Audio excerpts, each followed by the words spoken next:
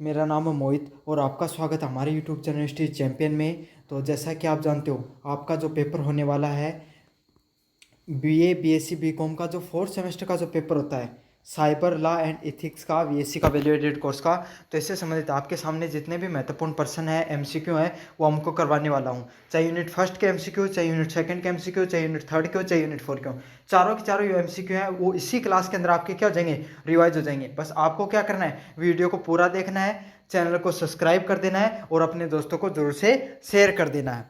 तो चलो शुरू करते हैं अपन वीडियो को। पहला प्रश्न है, what is cyber space. Cyber space क्या होता है? तो देखो साइबर स्पेस क्या होता है। अब आप देखो, आप है ना मेरे से पढ़ाई कर रहे हो, तो क्या आप अपन फिजिकली पढ़ाई कर रहे हैं? क्या अपन फिजिकली पढ़ाई कर रहे हैं? नहीं कर रहे हैं। अपन वर्चुअल वर्ल्ड में पढ़ाई कर रहे हैं। आप ऑनलाइन पढ़ाई कर रहे हो, मेरे से ऑनलाइन जुड़े हुए हो, आप इंटरनेट पे किसी से फेसबुक पर, इंस्टाग्राम पे, व्हाट्सएप पे जुड़े हो, तो क्या आप उनसे मिले हो? काफ़ी लोग ऐसे दोस्त होंगे आपके जिनसे आप कभी मिले भी नहीं हो, नहीं मिले हो ना, तो वो क्या होता है, वो वर्चुअल स्पेस होता है आपका, वहाँ पर लोग रहते हैं। तो इंटरनेट क्या होता है? एक virtual environment created by computer network. तो कंप्यूटर नेटवर्कों के द्वारा एक क्या आभासी, एक वर्चुअल वातावरण बनाया जाता है, जहाँ पर वास्तविक लोग वहाँ पर आपके आसपास तो नहीं होते हैं, लेकिन वो इंटरनेट पर आपको जो नेटवर्क होता है उस पर उपलब्ध होते हैं और आप उनसे बातें कर सकते हो, उनसे मिल सकते हो, सारे काम है वो वास्तविक तरीके से कर सकते हो। तो ये होता है, इसी को क्या कहा जाता है? इसी को साइबर स्पेस के नाम से जाना जाता है। जिस दुनिया में आप रहते हो वो फिजिकल वर्ल्ड होता है, समझ में आ गया? खाना पीना खा रहे हो, स्कूल जा रहे हो, खेल रहे हो, कूद रहे हो, सारा आपका फिजिकल वर्ल्ड है। और virtual space, cyber space, internet पे जो भी कार्य कर रहे हो वो आपका साइबर स्पेस है। साइबर जुरिस्डिक्शंस किससे संबंधित है? तो साइबर जुडिशंस किससे संबंधित होता है? ये संबंधित होता है, ये देखो, नॉर्मल जुडिशरी होती है ना, नॉर्मल जो न्यायिक प्राधिकरण के जो नियम होते हैं वो किससे होते हैं? जैसे आपने कोई किसी के घर चोरी हो गई, किसी का कत्ल हो गया, किसी का झगड़ा हो गया, तो इस प्रकार के जो क्रिमिनल रिकॉर्ड होते हैं वो क्या होते हैं? आपके जो फिजिकल वर्ल्ड हो गया, आपका जो ये जो रियल दुनिया है उसके अंदर ये सब प्रकार के क्राइम होते हैं। लेकिन अब आपको पता है आपका एक स्पेस कौन सा होता है? एक वर्चुअल स्पेस भी होता है। अब वर्चुअल स्पेस में, अब भाई वर्चुअल स्पेस हो गया तो क्राइम भी होंगे वहां पर, तो उनको समझने के लिए उनसे संबंधित जो नियम और कायदे बनाए जाते हैं उसी को क्या कहा जाता है? साइबर जुरिडिक्शन के नाम से उनको जाना जाता है। तो इसका सही आंसर क्या होगा? Law governing cyber space and digital activities. Cyber space और डिजिटल गतिविधियों को जो कानून नियंत्रित करते हैं उनको क्या कहा जाता है? साइबर जुरिडिक्शन के नाम से जाना जाता है। Which approach focus on legal principle and doctrine in cyber law. तो कौन सा दृष्टिकोण साइबर कानून में कानून सिद्धांतों और सिद्धांतों पर केंद्रित रहता है? तो कौन सा रहता है? आपका डॉक्ट्रिन सिद्धांत है, वो सिद्धांतवादी दृष्टिकोण है, वो किस पर रहता है? आपका कानूनी सिद्धांतों से संबंधित होता है। मतलब आपको अपने जो इंटरनेट पर भी किस तरीके से व्यवहार करना चाहिए, इंटरनेट पर भी आपको सही तरीके से एकदम व्यवहार करना चाहिए लोगों के साथ। इंटरनेट पर भी आपको क्या करना चाहिए? अच्छे, जैसे आप आम दुनिया में सभ्य लोगों से सही तरीके से लोगों से बात करते हो, वैसे भी इंटरनेट पर आपको काम करना चाहिए। इंटरनेट पर भी आपको लोगों से वैसा ही व्यवहार करना चाहिए। तो इसी को क्या कहा जाता है? इसी को कहा जाता है साइबर स्पेस से संबंधित नियम, वो भी कौन से? सिद्धांतवादी। अगले वाला, साइबर इथिक्स का क्या अर्थ होता है? तो साइबर नैतिकता क्या होती है? जैसे अपनी जो वास्तविक दुनिया होती है उसके अंदर नैतिकता का क्या अर्थ होता है? कि भाई आपको जो बड़े बुजुर्ग हैं उनके आपका सेवा करनी चाहिए, उनसे अच्छे से प्यार, मतलब उनका आदर सम्मान करना चाहिए, जीव जंतु उनकी रक्षा करनी चाहिए, पेड़ पौधे लगाने चाहिए। तो यह क्या आपकी समाज से या फिर जो आपकी फिजिकल वर्ल्ड है उसकी नैतिकता है। वैसे ही आपकी नैतिकता कहाँ पर होती है? साइबर वर्ल्ड में भी होती है। वहाँ पर भी आपको क्या, कमेंट वगैरह, आपको कोई गलत कमेंट नहीं करना चाहिए, कोई रिलीजियस कमेंट करने से बचना चाहिए, जिससे क्या हो सके, रिलीजियस कोई भी झगड़े वगैरह ना हो इस चीज़ से संबंधित। तो इस प्रकार की वहाँ पर भी नैतिकता से रहने को क्या कहा जाता है? साइबर इथिक्स के नाम से जाना जाता है। मतलब बढ़िया तरीके से व्यवहार करना आपको इंटरनेट पर, वही साइबर इथिक्स कहलाता है। डिजिटल दुनिया में नैतिक व्यवहार के नाम से जाना जाता है उसको। साइबर जुरिडिक्शन का क्या अर्थ होता है? What do you mean by cyber jurisdiction? तो साइबर जुरिडिक्शन क्या होता है? लीगल अथॉरिटीज़ और इंटरनेट रिलेटेड केसेस। तो इंटरनेट से संबंधित मामलों पर कानूनी अधिकार किससे संबंधित है, किस में आते हैं? आपको साइबर जुरिडिक्शन से संबंधित आते हैं। मतलब इंटरनेट पर जो भी आपको कोई इंसान, किसी के साथ फ्रॉड हो गया, किसी ने किसी के साथ गलत कर लिया, तो उसी को क्या कहा जाता है? साइबर जुरिडिक्शन के अंतर्गत चीज़ों को जाना जाता है।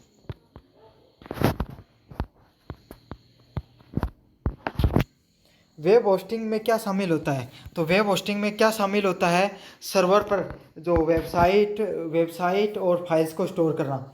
जैसे आपको पता, आप अपनी जो फ़ोटो हो गई, आपकी पीडीएफ वगैरह हो गई, आप उसको गूगल ड्राइव पे भी डालते हो, फोटोज़ पे भी डालते हो, तो वो जो जहाँ पर आप अपनी वर्चुअली जितने डॉक्यूमेंट वगैरह होते हैं उनको स्टोर कर सकते हो, फाइल वगैरह को स्टोर कर सकते हो, उसी को क्या कहा जाता है? वेब होस्टिंग के नाम से जाना जाता है, वेब क्लाउड के नाम से भी जाना जाता है। तो सर्वर पर अपनी वेबसाइट और फाइल्स को स्टोरी करना किस नाम से जाना जाता है? वेब होस्टिंग के नाम से जाना जाता है उस चीज़ को। ए डोमेन नेम इज, तो एक डोमेन का नाम क्या होता है? तो डोमेन नाम होता है लीगल एंड कमर्शियल वैल्यू, तो कानूनी और वाणिज्य मूल्य होता है किसी भी चीज़ का, उसी को डोमेन के नाम से जाना जाता है। तो कोई भी वेबसाइट होती है ना, कोई भी वेबसाइट क्या है कि जैसे google.com आपने देखा होगा, ठीक है, SSID.gov.in हो गई है, तो ये सब जहाँ पर जो वेबसाइट का नाम हो गया उसके आगे .com हो गया, .in हो गया, .gov हो गया, गवर्नमेंट हो गया, तो इस प्रकार के जो आपको आखिर में ये जो सब देखने को मिलते हैं, यही क्या होते हैं? डोमेन नेम के नाम से इनको जाना जाता है। समझ में आ गया? तो ये क्या होते हैं? उसका जो आपकी जो वेबसाइट होती है उसके आगे लगे होते हैं, और इनसे आपको कानूनी अधिकार मिलता है। जिस तरीके से आपकी कोई दुकान होती है और उसका आप पेटेंट करा लेते हो, तो उसके बाद में उस नाम से कोई और दूसरा व्यक्ति दुकान नहीं खोल सकता, आपके बिजनेस नहीं कर सकता। उसी प्रकार से ये भी आपके कानूनी अधिकारों के अंतर्गत आते हैं। फिर आपको उस नाम से और कोई दूसरा डोमेन है वो नहीं देखने को मिलेगा इंटरनेट पर। समझ में आ गया? तो आप google.in नाम का, .com नाम का और कोई डोमेन कभी नहीं मिलेगा आपको इंटरनेट पर, क्योंकि वो गूगल ने खुद ने रजिस्टर कर रखा है। समझ में आ गया आपको? कानूनी और वाणिज्य मूल्य होता है, जिस प्रकार से फिजिकल वर्ल्ड में चीज़ें चलती हैं वैसे वर्चुअल वर्ल्ड में भी चीज़ें चलती हैं। द इंटरनेट इनेबल्स, इंटरनेट किस चीज़ की सक्षम बनाता तुम्हें? तो इंटरनेट सक्षम बनाता जानकारी एवं व्यवसायिक पहुंच पर। तो आप पता है, आप इंटरनेट के माध्यम से पूरी दुनिया से जुड़े होते हो। अमेरिका में क्या चल रहा है, बाहर आपका इधर इजराइल में क्या चल रहा है, जापान में क्या चल रहा है, वैश्विक वर्ल्ड से आप जुड़े रहते हो। पूरी दुनिया का खान पान के बारे में आपको जानकारी मिलती है, राजनीतिक हलचलों के बारे में पता चलता है। हर चीज़ के बारे में जिस माध्यम से आपको पता चल रहा है वो क्या है? इंटरनेट है। तो समझ गया? इंटरनेट का यही महत्व होता है कि वो आपको आपकी जो जानकारी जो आप तक पहुंच रही है उसको वैश्विक पहुंच बनाता है, पूरी दुनिया से आपका जुड़ाव करके रखता है। तो इसका क्या होगा? Global access to information. अगले वाला प्रश्न है, which law governs the cyber crimes in India? Bharat में साइबर अपराधों का कौन सा कानून नियंत्रित करता है? तो भारत में साइबर का कानून से संबंधित कौन सा नियम है? IT एक्ट 2000, भारतीय सूचना प्रौद्योगिकी अधिनियम 2000 है वो। इससे आपके जो साइबर क्राइम है उससे संबंधित है। तो इसका सही आंसर क्या होगा? ऑप्शन नंबर बी है वो सही आंसर होगा। साइबर क्राइम का जो अधिनियम 2000 के अंदर आया था और उसके अंदर फिर अमेंडमेंट 2008 के अंदर कर दिया गया था। तो वर्तमान समय में जो साइबर क्राइम से संबंधित नियम और कानून लागू होते हैं वो 2008 के अनुसार लागू होते हैं, लेकिन स्टार्टिंग में कौन आया था? 2000 आया था। तो आपको अगर स्टार्टिंग वाला पूछे तो 2000 ही करके आना उसके अंदर। समझ में आ गया आपको? साथ देगा भी नहीं, 2008 और 2000 दोनों साथ कभी नहीं देगा। What is the legal importance of the website development agreement? तो वेबसाइट विकास समझौते का कानूनी महत्व क्या होता है? तो क्या महत्व होता है? Design right and obligation of parties, तो पक्षों के अधिकार और दायित्वों को परिभाषित करता है। मतलब देखो, आपने अगर कोई वेबसाइट को डिज़ाइन कराया, जैसे आपने www.universitychampion.com नाम की मैंने क्या की, एक वेबसाइट को डिज़ाइन किया है। तो इसमें क्या होगा? जो उसमें मैं वो चीज़ें रखूँगा जो मतलब उसमें संबंधित, देखो उसमें कभी भी आप कोई भी वेबसाइट बनाई जाती है ना, तो उसमें नीचे एक सेक्शन डाला जाता है, समझे? कॉपीराइट नाम का एक सेक्शन होता है जिसमें सारी चीज़ें दी जाती हैं कि भाई अगर मेरा कोई कंटेंट कॉपी करके सेम टू सेम डाल रहा है तो मैं कॉपीराइट स्ट्राइक लगा सकता हूँ उस व्यक्ति पर। और अगर साथ के साथ जो मैं कंटेंट डाल रहा हूँ, मेरा भी अधिकार है कि मैं कंटेंट डालूँ वो कॉपीराइट फ्री हो, दूसरों का कंटेंट यूज करूँ तो पेड कंटेंट यूज करूँ क्या, तो या फिर कॉपीराइट फ्री कंटेंट यूज करूँ मेरा खुद का। तो यही होता है जो लीगल ऑब्लिगेशन से बचने के लिए आपके जो अधिकार होते हैं, दायित्व होते हैं इंटरनेट पर, उनको बचने के लिए आपको क्या किया जाता है? आपका वेबसाइट विकास में समझौते व कानूनी महत्व को समझना होता है कि आपको किस प्रकार का कंटेंट पब्लिश करना है, किस प्रकार का नहीं करना। कुछ कंटेंट ऐसा होता है जो फ्री होता है, आपको फ्री में यूज कर सकते हो, कुछ कंटेंट पेड होता है, तो अगर आप उसको यूज कर लोगे तो क्या होगा? सामने वाली जो फर्म है वो आप पर क्या लगा सकती है? आप पर कॉपीराइट का अधिकार लगा सकती है। The term web spaces, web space का क्या अर्थ होता है? Storage area located for the website. तो कोई भी वेबसाइट होती है उसको जो आवंटित किया गया जो क्षेत्र होता है उसको क्या कहा जाता है? उसको वेब स्पेस के नाम से कहा जाता है। तो जैसे आपका आपका गांव है, उसके अंदर जो आपका घर है ना, उसको जो जगह आवंटित की गई है, समझ में आ गया? इस पूरी दुनिया में आपका जहाँ पे घर आप वहाँ रहते हो उसके लिए क्या जगह आवंटित की गई। इसी तरीके से इंटरनेट पे अगर आप कोई वेबसाइट बनाते हो तो उसको भी कोई ना कोई जगह चाहिए भाई उसको स्टोरेज के लिए, तो उसी को क्या ना कहा जाता है? वेब स्पेस के नाम से जाना जाता है। अगले वाला क्वेश्चन है the IT act 2000 is based on. तो आईटी एक्ट अधिनियम 2000 किस पर आधारित था? तो आईटी एक्ट 2000 वो किस पर आधारित था? इसका सही आंसर होगा United nation model law of e commerce. तो सबसे पहले जो संयुक्त राष्ट्र का जो ई कॉमर्स का जो मॉडल था जिसमें आईटी एक्ट थे, मतलब इंटरनेट से संबंधित कानूनों को बनाया गया था, उसी को कॉपी करते हुए, उसी को अपने मॉडल मानते हुए, उसी को अपने आधार मानते हुए हमने भी अपना खुद का आईटी एक्ट 2000 है उसको निर्माण किया। बहुत अच्छा प्रश्न है, इसको अच्छे से याद कर लेना। ई कॉमर्स का जो संयुक्त राष्ट्र है यूएसए, उसका ई कॉमर्स एक्ट था, उसी को ध्यान में रखते हुए अपन ने मॉडल बनाया था। 2 नंबर प्रश्न है digital signature in India are legally valid under. तो भारत में डिजिटल हस्ताक्षर कानूनी रूप से कब क्यों कैसे मान्य होते हैं? तो जो आपके डिजिटल सिग्नेचर हैं वो भारत में सेक्शन 3 है आईटी एक्ट का, उसके अंतर्गत उनको मान्य किया जाता है। तो इसका सही आंसर क्या? ऑप्शन नंबर ए वो सही आंसर होगा।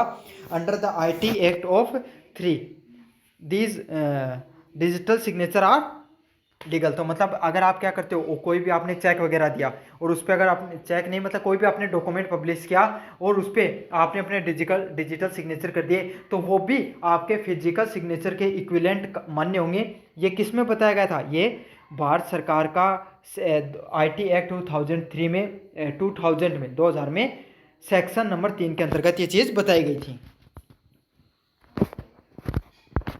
अगले वाला प्रश्न है विच amendment introduce the section 66A।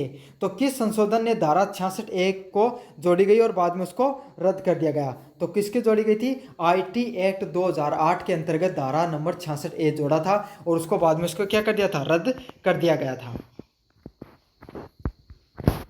अगले वाला प्रश्न है electronic records are legally recognise under. तो भारत में जो इलेक्ट्रॉनिक रिकॉर्ड होते हैं, जैसे भारत सरकार का, आप क्या कर सकते हो, आप आज कोई भी काम है वो कोई भी पोर्टल पे करा सकते हो। अब स्कॉलरशिप वगैरह का आपका जो फॉर्म लगता है वो भी क्या कर सकते हो, आप सोसाइटी पे जाते हो, आपका स्कॉलरशिप का पोर्टल गए, वहाँ पर आपने फॉर्म अप्लाई कर दिया। लेकिन पहले तो ऐसे होता नहीं था, पहले तो क्या होता, फिजिकली चीज़ें होती थी।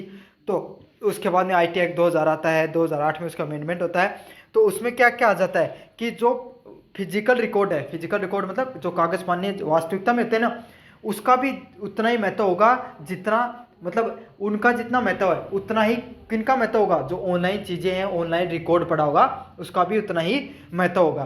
तो जो वर्चुअल जो रिकॉर्ड है और जो फिजिकल रिकॉर्ड है, दोनों की जो वैल्यू है उसको बराबर कर दिया गया है इसमें। समझ में आ गया? तो ये किस सेक्शन के अंडर किया गया था? ये किया गया था section 65B of Indian evidence act, भारतीय साक्ष्य अधिनियम 65B के अंतर्गत इसको एक समान कर दिया गया था। अगले वाला है 5 certifying authorities CEOs in India regulated by. तो भारत प्रमाणन अधिकरण सर्टिफिकेट जो मिलते हैं, जो आप डिजिटल सिग्नेचर वगैरह के सर्टिफिकेट बनवाते हो, वो किसके अंतर्गत आते हैं? उसके अंदर कौन सा अधिकारी वो बैठता है? Controller of certifying authority. तो प्रमाणन प्राधिकरण का जो नियंत्रक होता है वो अधिकारी इसको बैठता है। तो ये जो प्रश्न मैंने बनाए ये सारे अच्छे लेवल के, मॉडरेट लेवल के क्वेश्चंस को मैंने बनाया। Which section cover the penalties for data breaches. तो कौन सा अधिनियम है वो डाटा का उल्लंघन करने के लिए दंड का निर्धारित करती है? तो कंपनियां क्या करती हैं, कोई भी कंपनी होगी, देखो आप कोई भी ऐप को डाउनलोड करते हो तो सबसे पहले वो आपका नंबर मांगेगा, फिर आपकी जो जीमेल आईडी मांगेगा, आपका जो कहाँ का एड्रेस है, वो सारी चीज़ें इन्फॉर्मेशन ले लेते हैं। फिर वो कंपनी वाले क्या करते हैं, उसको बेच देते हैं और दूसरी कंपनियों को कुछ पैसों में। तो इसी को क्या कहा जाता है, आपके डाटा का उल्लंघन के रूप में देखा जाता है। और अगर इस प्रकार का उल्लंघन किया जाता है तो इसमें ये भी एक प्रकार का अपराध होता है। और कौन सी धारा के अंतर्गत अपराध होता है? सेक्शन 43A के अंतर्गत ये अपराध की श्रेणी में आता है। समझ में आ गया? तो जो आईटी एक्ट 2000 है या 2008 में सेक्शन नंबर 43A बनी हुई है, जिसके अंतर्गत आपको अगर डाटा चोरी का उल्लंघन होता है तो उसके में सजा हो सकती है। Cyber appellate tribunal, cyber appellate tribunal का स्थान लिया गया। तो कौन सा था जिसने साइबर अपीलियट, जो पहले ट्रिब्यूनल हुआ करती थी। ट्रिब्यूनल क्या होते हैं, एक छोटे कोर्ट होते हैं जो एक स्पेशल प्रोसीजर के लिए बनाए जाते हैं। मतलब जैसे ये साइबर ट्रिब्यूनल किससे संबंधित होते हैं, ये संबंधित होते थे आपके जो साइबर से संबंधित क्राइम होते हैं उनको देखने के लिए, उनको जुडिशरी करने के लिए इनका प्रयोग में लिया जाता था।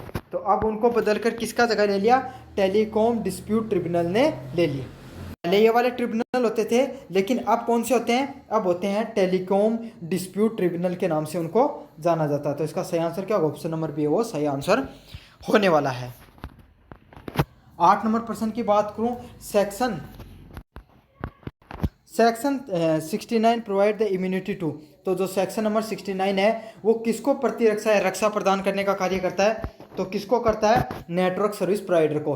तो जो धारा नंबर 79 है वो जो नेटवर्क का जो प्रोवाइडर होता है, जो नेटवर्क को प्रोवाइड कराता है आपको, उसको क्या करता है, सुरक्षा प्रदान करता है। अब वो किस प्रकार की सुरक्षा प्रदान करता है, उस जैसे आप जियो की सिम को यूज कर रहे हो और उसमें क्या कर दिया आपने, अननोन नंबर्स को, बहुत ज़्यादा अननोन नंबर्स को आपने कॉल वगैरह कर दिया, तो इस पर क्या होगी, आप पे FIR होगी। तो क्या होगा, अगर ये सेक्शन नंबर 79, धारा नंबर 79 बनी है, जिसके अंतर्गत क्या होगा, इसमें जियो की कोई भी प्रकार की गलती नहीं मानी जाएगी, क्योंकि वो आपने जानबूझकर किया है। उसमें जो जियो है नेटवर्क प्रोवाइडर है, उसकी कोई भी गलती नहीं है। तो उसमें इस प्रकार के अगर कोई नेटवर्क से संबंधित कोई भी प्रकार की क्या होती है, गलतियां, मतलब क्राइम होता है, उसमें नेटवर्क प्रोवाइडर का कोई भी प्रकार का कोई अपराध नहीं माना जाता है। किस धारा में बताया गया, ये बताया गया आपको नेटवर्क सर्विस प्रोवाइडर के अंतर्गत बनाया गया है। इसका सही आंसर ऑप्शन नंबर बी होगा। Which is not a cyber crime. तो IT अधिनियम के तहत कौन सा साइबर अपराध नहीं है, तो कौन सा नहीं है इसमें से, कॉपीराइट इनफ्रिंगमेंट, कॉपीराइट उल्लंघन है वो एक प्रकार का क्या नहीं होता है, इसमें साइबर अपराध में नहीं होता है। बाकी हैकिंग हो गया, फिशिंग हो गया, ऑनलाइन जुआ हो गया, ये सारे के सारे किस में आएंगे, साइबर अपराध के अंतर्गत आपके आते हैं। Adjusting for cyber offence is done by, cyber अपराधों का न्याय निर्णय किया जाता है। तो जो साइबर अपराध होते हैं उनका जो जुरिडिक्शन किया जाता है, तो वो किसके द्वारा किया जाता है, तो साइबर अपराधों का जो जुरिडिक्शन किया जा रहा है वो किसके द्वारा किया जाता है, एडजस्टिंग ऑफिसर के द्वारा किया जाता है, न्याय निर्णय अधिकारी के द्वारा आपका जो साइबर अपराध है उनके निर्णयों को लिया जाता है। तो ये एक अधिकारी होता है जिसका कार्य यही होता है कि जो साइबर अपराध से संबंधित कोई अपराध हो गया है उसको देखने का कार्य किसका होता है, एडजस्टिंग ऑफिसर का होता है। Section 43A of IT act deals with. तो IT एक्ट का जो 40 धारा नंबर 43A किससे संबंधित है, ये संबंधित होती है आपको डेटा उल्लंघन के मुआवजे से संबंधित। तो compensation for the data breach, मतलब अगर आपने कोई भी, मैंने बताया था ना 43A किससे संबंधित होगी, डेटा उल्लंघन से संबंधित होगी। तो अगर कोई भी व्यक्ति है डाटा का उल्लंघन करते हुए पाया जाता है, जो आपका डाटा है उसको बिना पूछे किसी और को बेचने का कार्य करता है, तो उसको क्या होता है, उसको उल्लंघन करने पर मुआवजा देना पड़ सकता है और सज़ा भी होती है। तो ये किसके अंतर्गत आती है, जैसे अगर आपके घर में कोई चोरी कर ली तो उसको जो सज़ा होती है और चोरी होती है ना, उसी तरीके से डेटा को भी चोरी माना जाता है, क्योंकि वो भी एक आपकी प्राइवेट प्रॉपर्टी की तरह देखी जाती है। The validity period of digital signature certificate is. तो डिजिटल सिग्नेचर सर्टिफिकेट की कितने दिन की अवधि होती है, तो कितने दिन की होती है, हैज स्पेसिफाई बाय CA। तो जो प्रमाणन अधिकारी है वो उस पर लिख दे भाई इतने दिन तक ये डिजिटल सिग्नेचर मान्य होगा, उतने दिन तक उसकी डेट होती है। तो किस पर डिपेंड करता है, आपका जो CA होता है, सर्टिफाइंग अथॉरिटी ऑफिसर होता है, उस पर डिपेंड करती है। Which section define the electronic records. तो कौन सी धारा इलेक्ट्रॉनिक अभिलेख को परिभाषित करती है, तो कौन सी करती है, सेक्शन 2T। जो धारा नंबर 2T है वो आपको इलेक्ट्रॉनिक अभिलेख है, इलेक्ट्रॉनिक जो रिकॉर्ड है उसको क्या करती है, डिफाइन करती है कि कौन सा रिकॉर्ड है वो आपका इलेक्ट्रॉनिक्स के अंतर्गत आने वाला है। समझ में आ गया आपको। तो जैसे कि आपका जो फिजिकल रिकॉर्ड हो गया, आपके जो डॉक्यूमेंट हो गए, ये सब चीज़ किस में आएंगी, जो आपके जितने भी डॉक्यूमेंट आपने डिजी लॉकर पे डाल रखे हैं, VCID, ये सब किसके अंतर्गत आएंगे, आपके इलेक्ट्रॉनिक रिकॉर्ड्स के अंतर्गत आते हैं। या सरकार से संबंधित जो भी योजनाएं हो गई, पोर्टल हो गए, काफ़ी बार क्या होती है, सरकार काफ़ी डॉक्यूमेंट को पब्लिश करती है ना, तो वो सब चीज़ भी किस में आते हैं, आपके इलेक्ट्रॉनिक रिकॉर्ड में आते हैं। Cyber appeal tribunal was establish under. तो साइबर अपील जो ट्रिब्यूनल है वो किसके अंतर्गत आती है, वो कौन सी धारा के अंतर्गत आती है? सेक्शन नंबर 48 के अंदर। तो जैसे अपने जो न्यायालय होते हैं ना, नॉर्मल न्यायालय होते हैं, वैसे ही साइबर से संबंधित साइबर अपीलीय ट्रिब्यूनल होते हैं। Maximum penalty under the section of 66F। तो धारा की जो 66F की साइबर आतंकवाद के तहत अधिकतम दंड कितने साल का हो सकता है? तो अगर आप साइबर आतंकवाद करते हो, मतलब एक साथ बहुत सारे लोगों को ठगी करने का काम करते हो, देशद्रोह का कार्य कर रहे हो इंटरनेट के माध्यम से, उसी को साइबर आतंकवाद के नाम से जाना जाता है। तो इसमें कितने साल की सज़ा हो सकती है? आपको आजीवन, पूरी जिंदगी भर की भी सज़ा हो सकती है। तो इसका सही आंसर ऑप्शन नंबर सी होने वाला है। अगली यूनिट की बात करें तो अगली यूनिट है यूनिट नंबर 3। तो जो साइबर कानून की प्राथमिक आवश्यकता क्या होती है? What is the primary need of cyber law. तो जो साइबर क्राइम होती है उसकी प्राथमिक जो आवश्यकता क्या होती है? तो डिजिटल अपराधों से निपटना। तो साइबर जो आपके जो कानून होते हैं उसका क्या कार्य होता है कि भाई आपके किसी भी प्रकार के जो अपराध हो रहे हैं, जो ऑनलाइन अपराध हो रहे हैं, उनसे उनको निपटना होता है, वही तो साइबर कानून का कार्य किया जाता है। तो जो नॉर्मल कानून होते हैं उनसे क्या होता है भाई, जो फिजिकल वर्ल्ड में जो आपके किसी प्रकार के जो अपराध हो रहे हैं उनसे निपटना, उनको कंट्रोल करना, वैसे ही साइबर क्राइम से संबंधित कानून को नियंत्रण करना इनके अधीनस्थ आता है। साइबर नैतिकता का क्या महत्व होता है? What is the significant of cyber ethics. तो जो साइबर नैतिकता है उसका क्या महत्व होता है? ऑनलाइन जिम्मेदार ऑनलाइन व्यवहार को बढ़ावा देना, to promote the responsible online behaviour. मतलब आपका जो बिहेवियर है उसको साइबर नैतिकता में क्या होता है? उसका सही तरीके से जो व्यवहार है उसको बढ़ावा देना। मतलब आप क्या लोगों के साथ अच्छे से बिहेव करोगे, इंटरनेट पर सही से कमेंट वगैरह करोगे, सही से मैंने बताया धार्मिक भावना वगैरह है उसको भड़काने का कार्य नहीं करोगे, देशद्रोह का कार्य नहीं करोगे। इसी को क्या कहा जाता है? साइबर नैतिकता के नाम से जाना जाता है।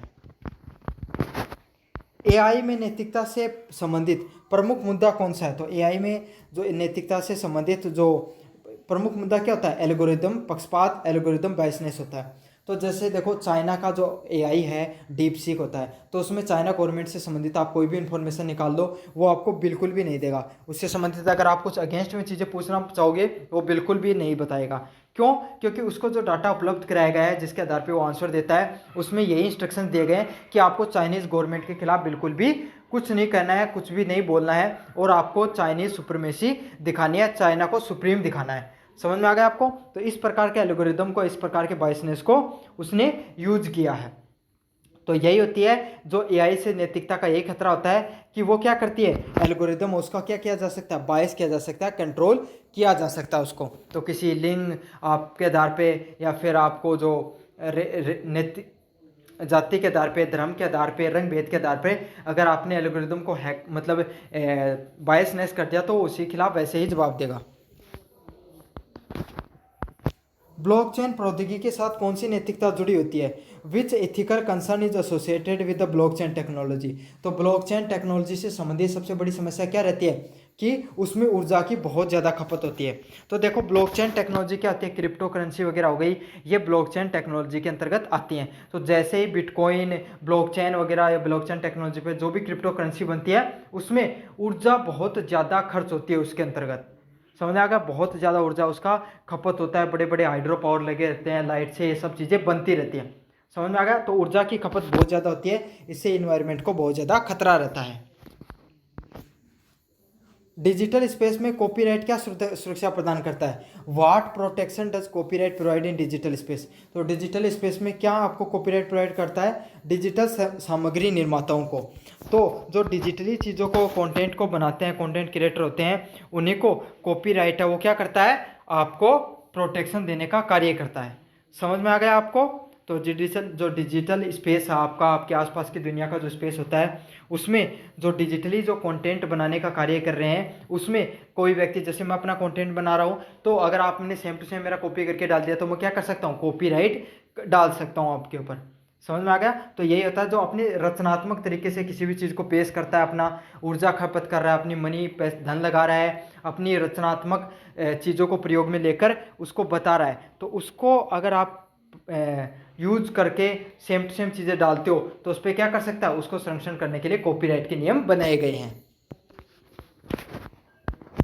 आईटी में नैतिक निर्णय लेने की क्या आवश्यक होती है? What is required for ethical decision making in IT. तो जो आईटी होता है उसमें नैतिक निर्णय लेने में क्या आवश्यकता होती है?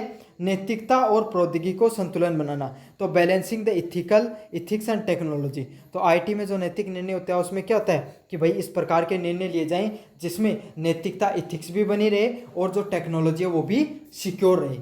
समझ में आ गया आपको? तो इसका सही आंसर क्या होगा? ऑप्शन नंबर सी है वो सही आंसर हो गया कि आईटी में आईटी टेक्नोलॉजी भी सही रहे,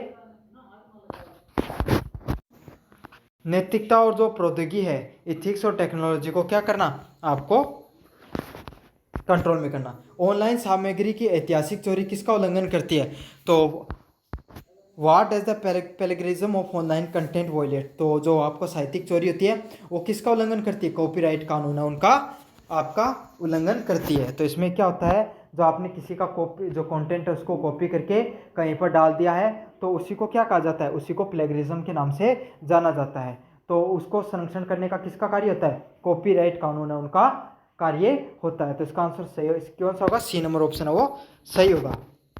डिजिटल हस्ताक्षरों का क्या उद्देश्य होता है? What is the purpose of digital signature, तो डिजिटल सिग्नेचरों का क्या उद्देश्य होता है? इलेक्ट्रॉनिक दस्तावेजों को प्रमाणित करना। मतलब अगर आपने कोई अधिकारी है उसने ऑनलाइन कोई भी आदेश जारी किया और उसने नीचे डिजिटल सिग्नेचर कर दिए तो इसका अर्थ यही होगा कि वो चीज़ है वो आदेश है वो क्या प्रमाणित किया हुआ है उसी अधिकारी के द्वारा, क्योंकि उस पर डिजिटल सिग्नेचर किए हैं। डिजिटल सिग्नेचर की भी उतनी मान्यता होती है जितनी वर्चुअल सिग्नेचर होते हैं ना आपके जो आप साइन करते हो उसके जितनी मान्यता होती है उतनी आपकी डिजिटल सिग्नेचर उनकी भी मान्यता होती है।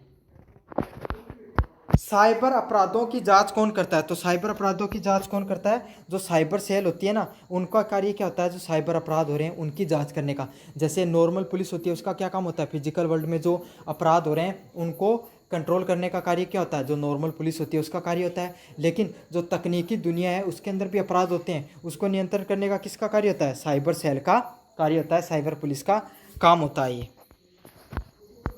अगले वाला प्रश्न है आईटी अधिनियम की धारा 66A किससे संबंधित है? What was the section 66A of IT act related to, तो जो आईटी एक्ट की धारा जो 66A है वो किससे संबंधित होती है? आपत्तिजनक ऑनलाइन संदेश को नियंत्रित करने में। मतलब लोग क्या करते हैं कुछ भी कंटेंट है वो पब्लिश कर देते हैं। काफ़ी बार आपने देखा होगा ना कोई हिंसात्मक कंटेंट पब्लिश कर दिया, किसी ने किसी के खिलाफ गलत कमेंट कर दिया, कोई धर्म के खिलाफ गलत कमेंट कर रहा है तो इससे लोगों की भावना आहत होती है।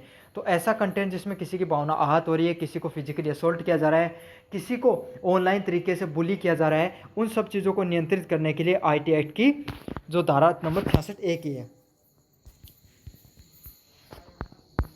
क्रिप्टोग्राफी का प्राथमिक उद्देश्य क्या होता है? तो what is the purpose of cryptography, तो क्रिप्टोग्राफी का अर्थ क्या होता है? आपके डाटा को सुरक्षित करना। तो जैसे मैं आपको पढ़ा रहा हूँ, जैसे मैंने आपके पास एक मैसेज भेजा हेलो हाउ आर यू, तो जो हेलो हाउ आर यू है उसमें क्या किया जाएगा? उस जो डाटा है वो अब ये टेक्स्ट के फॉर्म में इसको इनक्रिप्ट करके मतलब इसको बदल कर डाटा के इसको नंबर के रूप में स्टोर कर दिया, जैसे 0101 ऐसे। क्योंकि बाइनरी नंबर में कंप्यूटर पे ऑनलाइन की भाषा कौन सी होती है? बाइनरी नंबर पे चलती है 01 पे। तो उसी में उस जो आपको हाउ आर यू था उसको किस में कन्वर्ट कर दिया? कोई कोड में कन्वर्ट करके रख दिया गया। तो उसी को किस नाम से जाना जाता है? उसको क्रिप्टोग्राफी के नाम से जाना जाता है। और इसका प्रयोग क्यों होता है? ताकि उसका डाटा आपका डाटा वो सिक्योर रह सके। अगले वाला प्रश्न है what is the benefit of e governance, तो ई गवर्नेंस के क्या फ़ायदे होते हैं? तो ई गवर्नेंस के क्या फ़ायदे होते हैं आपके? भाई अगर आपको कोई एक बात सोचो, एक आपको छात्रवृत्ति का फॉर्म भरवाने के लिए आपको कोई ऐसे कह दे कि आपका जिला के जो सेंटर समाज कल्याण भवन होता है वहाँ पर जाओ आप, या फिर आप अपने घर पे बैठे उस फॉर्म को भर लो, तो कौन सा सुविधाजनक कार्य होगा? आपके घर पे बैठे हो वो ऐसे समझो कि ऑनलाइन फॉर्म भराने के लिए आपको पोस्ट ऑफिस के थ्रू भरना पड़े और एक आज के समय आप ऑनलाइन भर रहे हो, तो कितना फ़र्क हो गया ना। तो ऑनलाइन जो ई गवर्नेंस होती है, इलेक्ट्रॉनिक गवर्नेंस होती है, ऑनलाइन जितने भी पोर्टल चालू किए गए क्यों किए गए? ताकि सरकारी सेवाएं हैं वो हर व्यक्ति तक आसानी तक पहुंच सकें। यह आपकी यूनिट नंबर 3 उसको रिवाइज करा दिया। अब अपन बात करेंगे यूनिट नंबर 4 की तरफ। Intellectual property IP refers to, तो बौद्धिक संपदा किससे संबंधित होती है? तो बौद्धिक संपदा है वो किससे संबंधित होती है आपकी? वो संबंधित होती है creating of the mind like invention, literary work and symbol. तो आपको जो बौद्धिक संपदा क्या होती है, बौद्धिक संपदा होती है कोई भी व्यक्ति अपने रचनात्मक तरीके का प्रयोग करके अपना दिमाग लगाकर क्या करता है, कोई भी प्रकार का कंटेंट है उसको बनाता है। जैसे कोई किसी इंसान ने कोई आविष्कार किया, कोई साहित्य कार्य, कोई कहानी लिखी और कोई प्रतीकों का प्रयोग किया, तो उसी को क्या कहा जाता है, उसी को कहा जाता है आपको बौद्धिक संपदा के नाम से उसको जाना जाता है। अगले वाला प्रश्न है कॉपीराइट प्रोटेक्ट्स। तो कॉपीराइट किसकी, अगले वाला प्रश्न है कॉपीराइट किसकी सुरक्षा करता है। तो कॉपीराइट किसकी सुरक्षा करता है, लेखकत्व के मूल कार्य जैसे पुस्तक, संगीत और सॉफ्टवेयर। तो कॉपीराइट का क्या क्या कार्य होता है, वो जो कोई भी लेखक करने वाला है, कोई भी जो अपना मूल कार्य करता है, ओरिजिनल क्रिएटिविटी करके कोई कार्य करता है, उसको संरक्षण करना, उसके कार्यों को संरक्षण करना किसमें कहलाता है, कॉपीराइट के नियमों के अंतर्गत आता है। जैसे कोई भी बुक लिखी है किसी ने, किसी ने म्यूजिक बनाया, किसी ने सॉफ्टवेयर बनाया, उन सबको आपको सुरक्षा प्रदान करने का कार्य किसका होता है, कॉपीराइट का कार्य होता है। 3 नंबर प्रश्न की बात करूं, ए पेटेंट्स गिव द इन्वेंटर। तो एक पेटेंट का आविष्कार का क्या कार्य होता है, तो एक पेटेंट का जो आविष्कारक होता है उसका क्या कार्य होता है, उसका कार्य होता है आपको किसी विचार का आजीवन स्वामित्व, exclusive right to an invention for a limited time. तो किसी भी व्यक्ति को पूरे जीवन भर के लिए क्या दे दिया गया, आपको स्वामित्व दे दिया गया, उसी को क्या कहा जाता है, इन्वेंटर के नाम से जाना जाता है। ट्रेड सिगरेट तो ट्रेड सिगरेट होते हैं वो किससे संबंधित होते हैं, आपके ट्रेड सिगरेट है वो किससे संबंधित होते हैं, आपके गोपनीय व्यापारिक जानकारी जो प्रतिस्पर्धात्मक लाभ प्रदान करती है। जैसे कि हर कंपनी का आपको पता है, कोई भी कंपनी होती है उसकी कोई ना कोई सिगरेट्स फॉर्मूले होते हैं जिसके थ्रू वो क्या करती है, मार्केट में ज़्यादा जल्दी सफल होती है। तो अगर वो हर कंपनी के डाटाबेस में उसको स्टोर किया जाता है, लेकिन किसी ने उसको क्या किया, उसको हैक करके और उसको पूरी दुनिया के सामने रख दिया, तो क्या हुआ, अब दूसरी कंपनियां वो उसको उस फॉर्मूले को यूज कर वो भी क्या कर लेंगी, कंपटीशन उसका इंक्रीज हो जाएगा। तो इसी को क्या कहा जाता है, ट्रेड सीक्रेट के नाम से जाना जाता है। कोई भी कंपनी हो गई, उसकी जो गोपनीय जानकारी होती है उसको पब्लिश करके प्रतिस्पर्धा का लाभ करना ट्रेड सीक्रेट के अंतर्गत आता है। अगले वाला प्रश्न है प्लेगरिज्म, साहित्यिक चोरी क्या होती है। तो साहित्यिक चोरी होती है कोई भी व्यक्ति हो गई, कोई भी व्यक्ति उसको बिना अनुमति या श्रेय दिए उसके कार्य को उपयोग में लेना ही प्लेगरिज्म की श्रेणी में आता है। तो इसका सही आंसर क्या, ऑप्शन नंबर ए होगा, using someone else work without permission और क्रेडिट। तो कोई भी आदमी है उसको श्रेय नहीं दिया कि भाई उसका कार्य ये है और उसका कंटेंट आपने यूज कर लिया। समझ में आ गया, जैसे आपने मेरा सेम टू सेम वीडियो उसको अपलोड कर दिया, मुझे श्रेय भी नहीं दिया, भी नहीं पता है कि यूनिवर्सिटी चैंपियन यूट्यूब चैनल के थ्रू ये डाला गया है। समझ में आ गया, तो उसी को क्या कहा जाता है, उसको आपको प्लेगरिज्म की श्रेणी में रखा जाता है।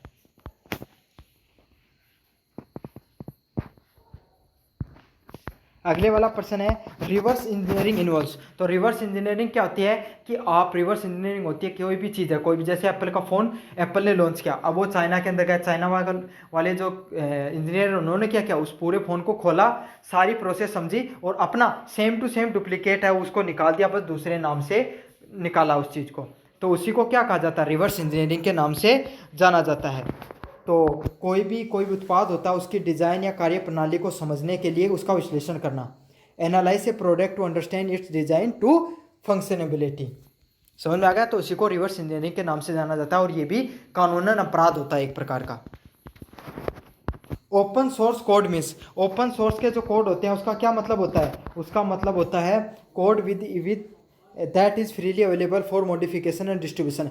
तो जो कोड होते हैं वो आपको नियंत्रण और वितरण करने के लिए स्वतंत्र रूप से उपलब्ध होते हैं, उसी को क्या कहा जाता है, उसी को कहा जाता है आपको ओपन सोर्स कोड। जैसे गूगल हो गई, फेसबुक हो गई, व्हाट्सअप हो गया, ये सब जो आप फ्रीली यूज कर सकते हो उसी को ओपन सोर्स कोड के रूप में कहा जाता है। और चलो इनमें तो आप चेंजमेंट नहीं कर सकते, लेकिन कुछ ऐप होता है जिनमें चेंजमेंट करके आप खुद अपना कंटेंट उसको पब्लिश कर सकते हो, उसी को ओपन सोर्स कोड कहा जाता है। जैसे काफ़ी कॉपीराइट म्यूजिक वगैरह उपलब्ध होता है ना इंटरनेट पर, तो आप उसको डाउनलोड करके अपने हिसाब से उसमें चेंज करके बीट वगैरह में आप डाल सकते हो, उसी को ओपन सोर्स कोड के नाम से जाना जाता है। कॉम्पिटेटिव इंटेलिजेंस, प्रतिस्पर्धी खुफिया जानकारी क्या होती है, तो ये कौन सी होती है, राजनीतिक निर्णयों लेने के लिए प्रतिस्पर्धा की सार्वजनिक जानकारी एकत्रित करना। तो कोई भी आपका व्यापारी कंपनी, जैसे रामलाल की दुकान और आपकी श्यामलाल की, अब श्यामलाल ने क्या दिमाग लगाया, रामलाल की ज़्यादा दुकान चल रही थी, तो उसने एक आदमी को हायर किया, उसको कहा कि तू इसके दुकान में लग जा, ये तो तुम्हें तनख्वाह देगा, प्लस में मैं भी दूंगा तुझे कुछ तनख्वाह, तो तू इसके सारी जानकारी पता कर ले भाई, इसके क्या क्या चीज़ें ज़्यादा बिकती हैं। तो उसने पता कर लिया कि इसके तो ये प्रोडक्ट ज़्यादा बिकते हैं और ये ऐसे ऐसे लाता है, वहाँ से लाता है अच्छी चीज़ें, तो उसको बता दी। तो उसी को क्या होगा, उसी चीज़ को क्या कहा जाता है, प्रतिस्पर्धी खुफिया जानकारी के लिए यूज में किया जाता है। अब वो क्या करेगा अपना भाई, वो भी सेम टू सेम प्रोडक्ट मंगाकर बेचने लग जाएगा, तो दोनों के बीच में क्या हो जाएगा, कंपटीशन बढ़ जाएगा। ट्रेडमार्क उल्लंघन तब होता है, what is the trademark infringement occurs, तो कब होता है, जब कोई अनुमति बिना के लोगों को ब्रांड व लोगो या नाम का उपयोग करे। तो कोई भी इंसान, जैसे एडिडास का विवास बना देते हैं ना लोग, ऐसा तो कोई भी ब्रांड होता है, रिलायंस नाम की अगर आप कंपनी खोलना चाहो तो कभी नहीं खोल सकते।